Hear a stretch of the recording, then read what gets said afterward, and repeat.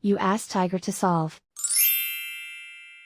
This deals with linear equations with one unknown. The final result is x equals -18. Let's solve it step by step. Group all constants on the right side of the equation. Subtract 11 from both sides. Group like terms. Simplify the arithmetic.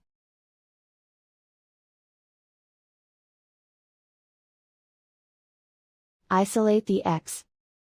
Multiply both sides by -1. Remove the ones. Simplify the arithmetic.